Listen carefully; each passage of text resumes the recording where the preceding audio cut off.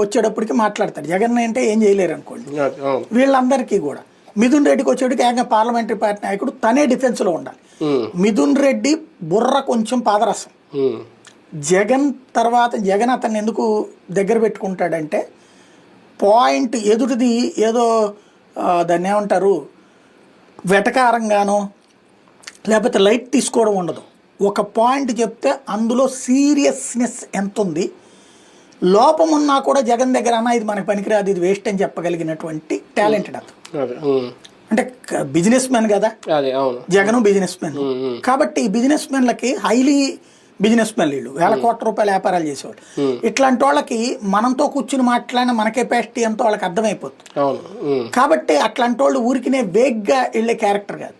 అందుకని జగన్ పక్కన పెట్టుకుంటాడు. జగన్ పక్కన ఉండకూడదు.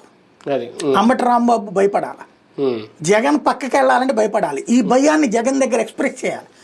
ఎక్స్ప్రెస్ చేసినప్పుడు జగన్ కూడా ఎందుకు వచ్చిందిలే అనేటటువంటి దూకుడు తగ్గించుకోవాలి. కానీ లిక్కర్ వ్యవహారంలో మిథున్ రెడ్డి ఏమన్నా భయపడుతున్నారా? సిఐడి పక్క మీ పేరే లేదు, ఎఫ్ఐఆర్ లో చేర్చట్లేదు, అవసరం లేదు ముందస్తు బెయిల్ అన్న సుప్రీంకోర్టు వరకు ఆయన వెళ్ళడం అంటే ఎలా చూడాలి? వాళ్ళే మరి పేపర్లో ఎందుకు రాస్తున్నారు సిఐడి లేదన్నప్పుడు?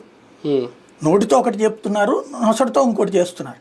లేదు మరి మిథున్ రెడ్డి ఇదంతా నడిపించాడని చెప్పి ఆంధ్రజ్యోతి ఈనాడులో పొంకాను కథనాలు 4 రోజులు 5 రోజులు రాశారు కదా.